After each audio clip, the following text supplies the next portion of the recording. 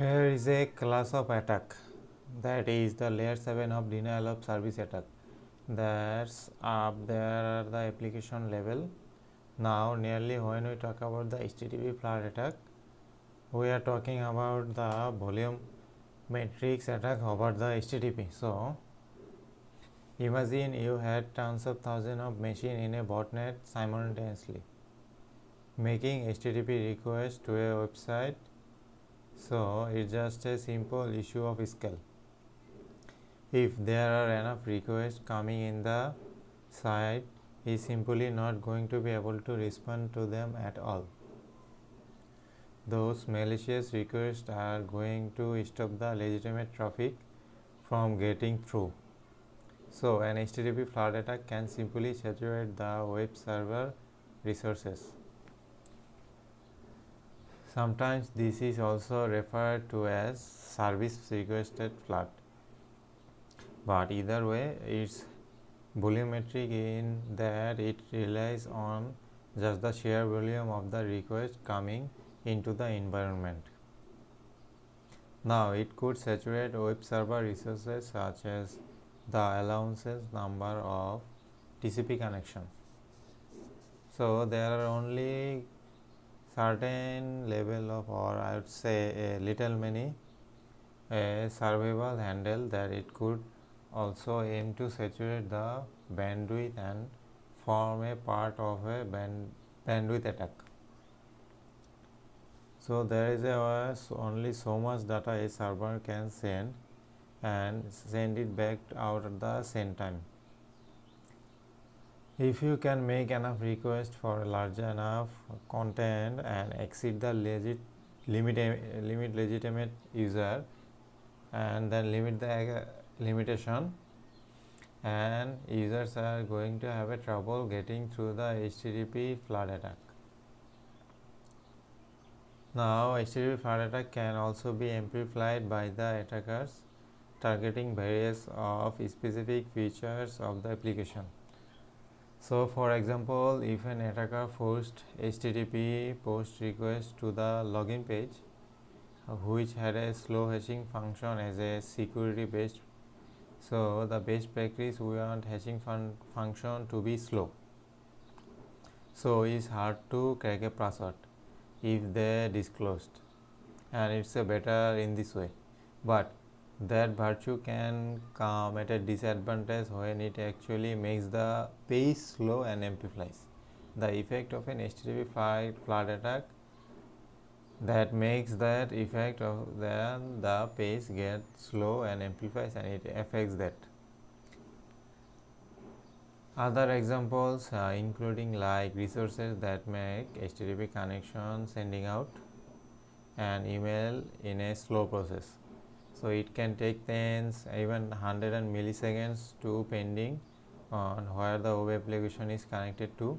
So in order to send the mail, if an attack can direct that volumetric layer on 70 years attack, then I would say the password reset the page, and we send an email that could bring the app to a crashing, and which hold a faster than just returning. And resources that loads quickly, long running requests are another good example, and how to think about that sort of feature in an application that can be slow to respond. So executing your report to a very good example, other than more overhead, there it may can the data quite a long time to process the request. So the DOS attack may have actually be successful because the underlying resources are exhausted, and it's not always the web application itself. It can be other infrastructure. It is just dependent on the specifically target large file in another good example. So if you are looking at a bandwidth attack, and you can get a large number of machines all downloading large file which just flood the bandwidth and make it difficult for server to respond the legitimate request. So that would really effective way of amplifying the attack.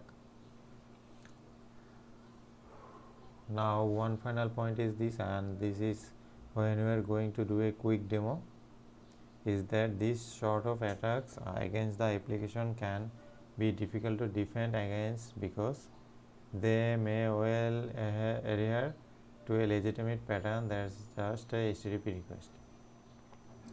And yes, there may be target specific regions of an application, but unless you specifically know what to look for at once, those requests are spread out across thousands and tens of thousands of different slabs of the botnet, and they're simply making the HTTP request, so they can really difficult to identify and prevent. So that's an overview of a HTTP flood attacks.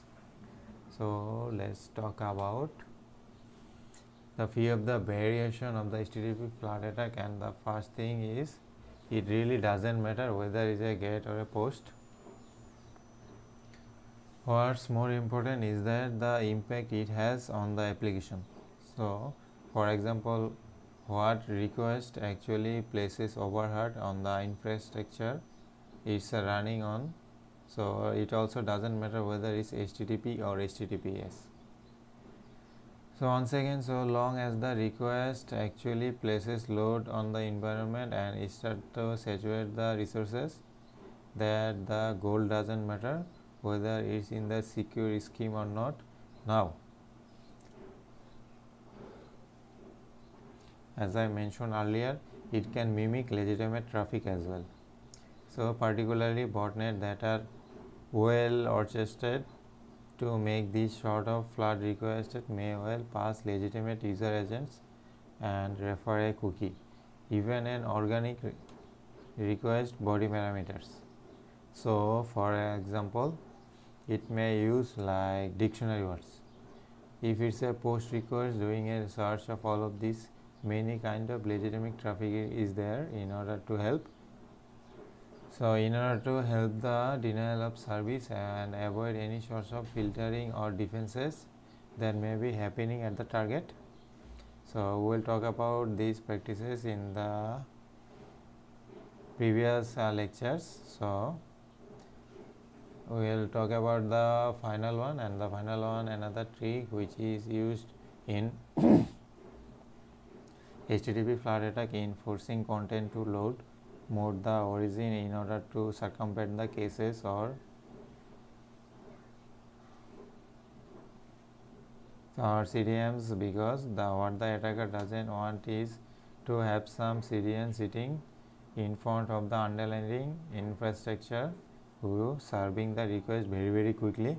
So they actually wanted to go right through about the origin by using the request pattern like this, a query stream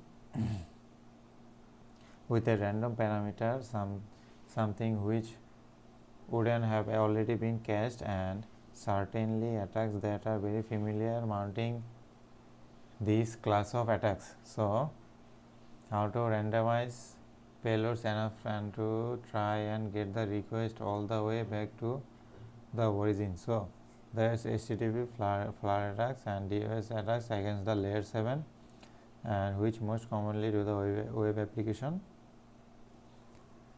Let's now move on and go down and talk about the method of the mitigation. So HTTP flood attacks are very difficult to differentiate from a valid traffic because they use a standard URL request, and this makes them one of the most advanced non-vulnerability security challenges facing servers and application up to date. So traditional rate-based detection is ineffective in detecting HTTP flood attacks since traffic volume in HTTP flood is often under detection threshold. So the most effective mitigation mechanism rely on a combination of a traffic profiling method, including like identifying IP regulation, keeping track of like abnormal activity, and the final one will be the employing progressive security challenges, and that's the method you can use to mitigate.